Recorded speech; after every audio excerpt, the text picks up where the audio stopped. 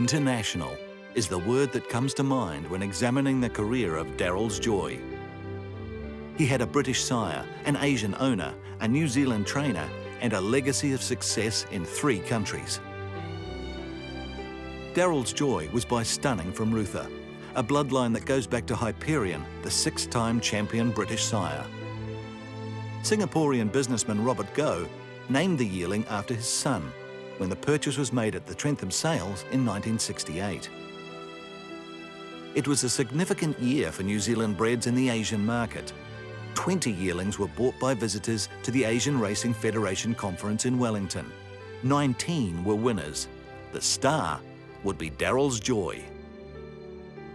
Leading trainer Syd Brown had been an enthusiastic advocate with bloodstock agent Michael Floyd during pre-sales visits, and he was entrusted with Daryl's Joy. The colt took a handful of races to find his first win. The habit quickly took hold, and Daryl's Joy ended the season with 7 wins from 14 starts to be the New Zealand champion 2-year-old. Brown had 2 other talented runners in the stable at the time, Woodcourt Inn and Hamua, so he planned a spring campaign in Melbourne. Daryl's Joy and Woodcourt Inn took the minor placings behind Victorian star colt Vane in their first race. They all met again in the Moonee Valley Stakes a fortnight later. This time, Daryl's Joy upstaged the Golden Slipper winner, while a stablemate took the other minor placing. Visiting American John Sellers, the 1961 Preakness winner, was in the saddle, and victory made quite an impression. Offers arrived from the United States. Robert Goh resisted the first bids, but it was only a matter of time before an offer was made that he couldn't refuse.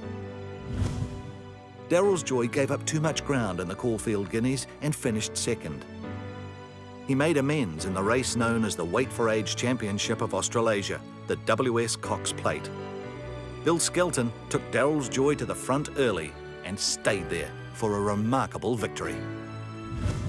A week later, it was the Victoria Derby, and Daryl's Joy was in the form of his life. But just hours before the race, Daryl's Joy was lame, the result of a nail being placed too close to the quick when he'd been shod earlier in the week. Some emergency work ensured Daryl's Joy was able to make his star appearance at Flemington. And Daryl's Joy slipped away. By gee, he accelerated quickly. Daryl's Joy. He's opened up a lead of about 4 lengths over Top Flat, who's into second placing. The others are 100 to 1.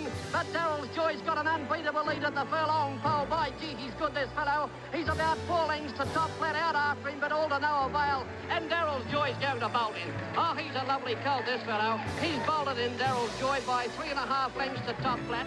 It was another triumph for Brown. He had the champion 3-year-old of Australia who hadn't finished out of place in 19 starts. Yet he was to experience the pain of losing the champion at his peak, as Daryl's Joy was sold to race in America. The playgrounds of the Hollywood stars were to be the new tracks for Daryl's Joy.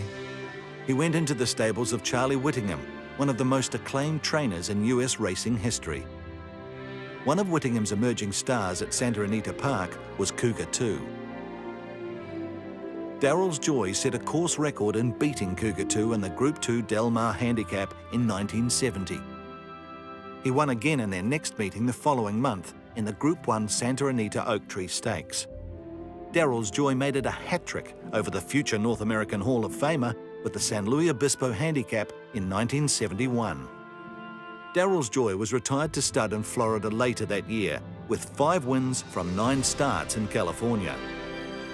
The first crops from Daryl's Joy produced 77 winners for stakes of more than $2 million. The career stats for Daryl's Joy make impressive reading.